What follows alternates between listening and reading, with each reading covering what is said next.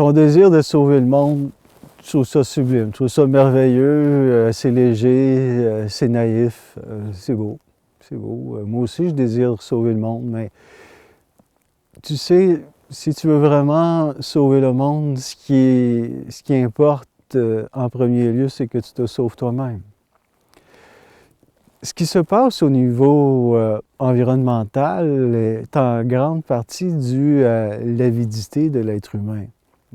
Notre soif de consommer, notre soif de biens de consommation, ça nous a conduit à nous autodétruire. On a un besoin éperdu de consommer pour se libérer de notre peur du manque qui vient de ne je sais pas où. Alors, moi, je t'encouragerais davantage à prendre soin de toi-même, te libérer de cette avidité. Et comment on arrive à se libérer de l'avidité?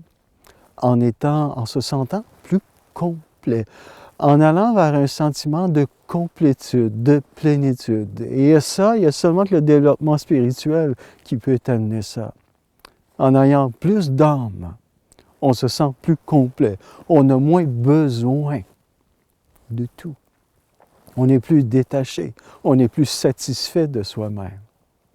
Je te dis, l'humanité doit se développer spirituellement, sans ça, collectivement, on ne passera pas au travers. On n'arrivera pas à résoudre les problèmes qui se présentent à nous. Alors commence par toi-même. Commence par résoudre ce problème d'avidité en cherchant à croître, à te développer, à devenir meilleur, à développer le sentiment de complétude. Et ici, ça va procurer beaucoup plus de détachement, de distanciation des choses. Tu vas te sentir beaucoup plus en paix avec toi-même. C'est que ton développement spirituel soigne l'humanité, aussi étrange que ça puisse sembler là. Chaque personne qui devient plus sage, chaque personne qui s'éveille spirituellement, entraîne dans son sillon des centaines, voire des milliers d'autres personnes. Chaque fois qu'un sage s'éveille à sa grandeur spirituelle, il y a des conséquences extraordinairement puissantes sur la société où habite ce sage-là. Alors, plus une société sera capable de produire de sages ou de gens épanouis spirituellement, mieux cette société se sentira.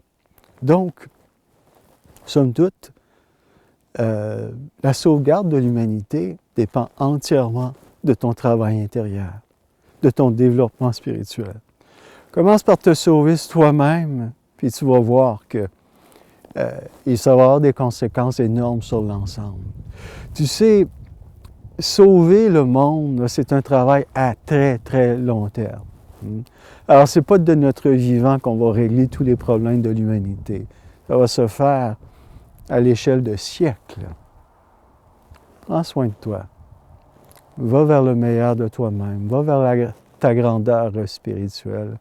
Puis tu vas avoir réalisé ce désir merveilleux qui est de sauver ce monde.